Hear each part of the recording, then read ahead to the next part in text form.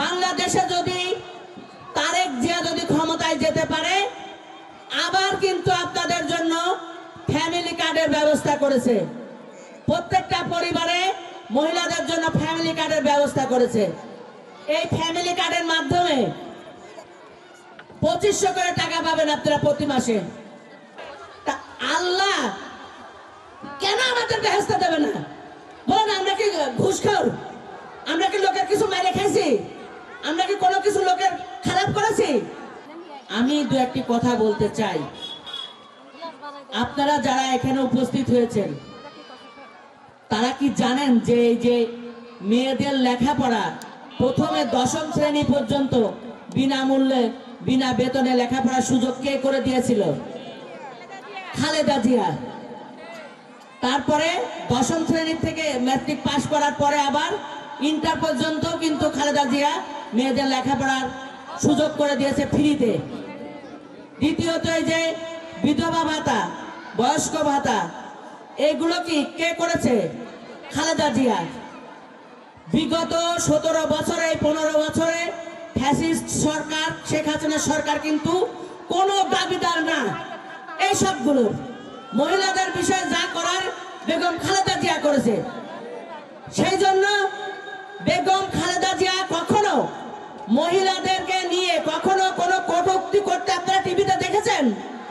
এমনকি শেখ হাসিনার বিরুদ্ধে কোনো কটূক্তি করেন নাই উনি। কিন্তু শেখ হাসিনা কিন্তু সব সময় বেগম খালেদা জিয়া এবং নারীদেরকে নিয়ে কটূক্তিমূলক কথাবার্তা বলেছেন। একজন নারীকে বলা মানে আমাদের সমগ্র নারী জাতিকে বলা নাকি? আমাদের বাংলাদেশে যে পরিমাণ নারীরা ধর্ষিত হয়েছে, খালেদা জিয়ার আমলে ওইরকম ধর্ষিত হয় নাই। শেখ হাসিনার আমলে ছোট্ট 7 মাসের শিশু পর্যন্ত বাদ যায় নাই। এটা শেখ হাসিনার ব্যর্থতা। সে একজন নারী প্রধানমন্ত্রী থাকা অবস্থায়ও তার দেশে এতটুকু একটা শিশু ধর্ষণ থেকে বাদ যায় নাই। এটা তার শাসন আমলের, তার আইনের ব্যর্থতা। সেজন্য আমি বলবো, বাংলাদেশে যদি তারেক জিয়া যদি ক্ষমতায় যেতে পারে, আবার কিন্তু আপনাদের জন্য ফ্যামিলি কার্ডের ব্যবস্থা করেছে। প্রত্যেকটা পরিবারে মহিলাদের জন্য ফ্যামিলি কার্ডের ব্যবস্থা করেছে। এই ফ্যামিলি কার্ডের মাধ্যমে 2500 করে টাকা পাবেন আপনারা প্রতি মাসে। সেই কারণে দেখেন, এখন বর্তমানে যদি আমাদের মেয়েদের উন্নয়ন করতে হলে আরো মহিলা পরিবারের, যে পরিবারের মহিলাদের হাতে যদি কিছু পয়সা আসে, তারা আপনারা ছেলে মেয়ের লেখাপড়া, আনুষঙ্গিক সাংসারিক যে কোনো প্রয়োজনে ব্যবহার করতে পারবেন।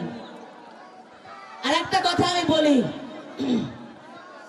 ইঞ্জিনিয়ার জাকির হোসেন সরকারের সাথে যেটা বাস্তব, আপনারা কিছু মনে করেন না যদি দু একজন কেউ জামাত সমর্থনকারী থাকেন, আমির হামজার কোনো তুলনাই হয় না। মানুষ একজন ইসলামিক পথে কথাবার্তা বলতে হলে তাকে, সে যদি সেই পথের জ্ঞানী হয়, তাকে সেইভাবে কথা বলতে হবে। আল্লাহ সর্বশ্রেষ্ঠ সৃষ্টি কারা? মানুষ জাতি। সেই মানুষ জাতিকে উনি একজন আমির হামজার মতন মানুষ, একজন, সে মানুষ জাতিকে কুকুরের সঙ্গে তুলনা করে। এটা কি শোভনীয়? বলেন, আপনারা বলেন। আমরা সর্বশ্রেষ্ঠ জীব, আমাদেরকে যদি কোনো কারণে কুকুরের সঙ্গে তুলনা করা হয়, আমরা যদি কেউ করি, আপনার আশেপাশে কেউ যদি আপনাকে কুকুরের সাথে তুলনা করে, আপনি কি তাকে ভালো মানুষ বলবেন?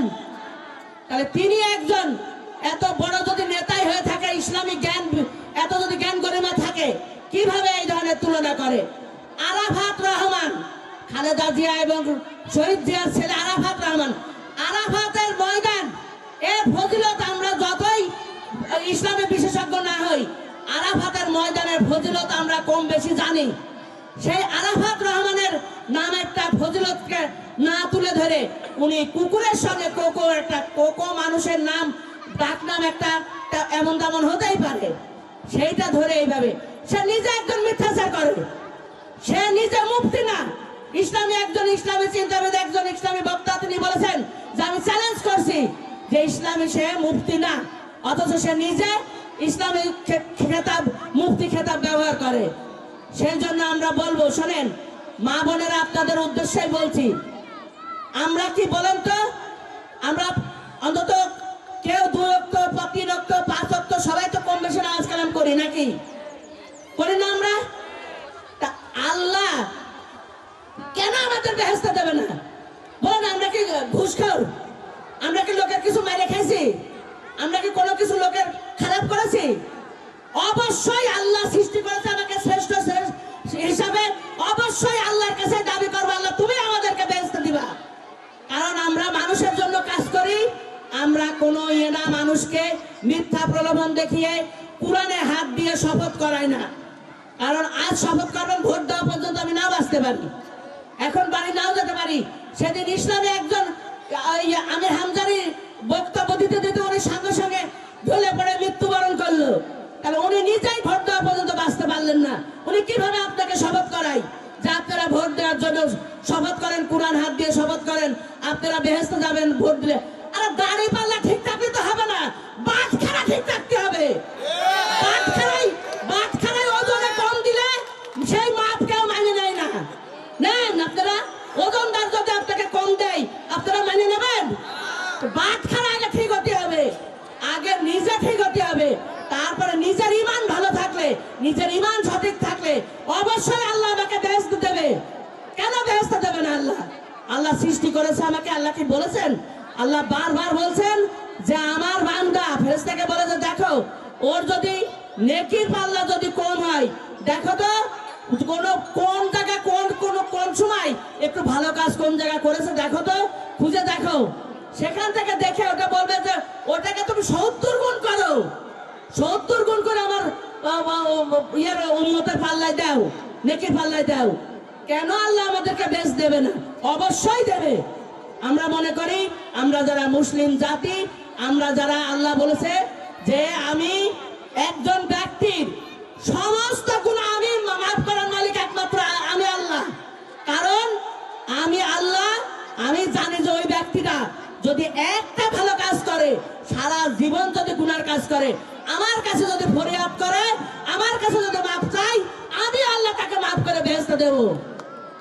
তাহলে আমরা বলবো যে ওই মিথ্যা প্রলোভনে যাব না আমরা। আমরা আগামী দিনে যারা আমাদেরকে সুযোগ দেবে, আমাদেরকে ভালো থাকার পথ দেখাবে, আমরা তাদেরকে রাষ্ট্র ক্ষমতায় বসাবো। আর তারেক জিয়া দেখেন, এতিম মাওলা, তার কিচ্ছু নেই, তার কেউ নাই, আমরা দেশবাসী তার সাথে আছি, কি আছি তো নাকি? আমরা ধানের শীষে ভোট দিয়ে ইঞ্জিনিয়ার জাকির হোসেন সরকার একজন অনেস্ট সৎ মানুষ।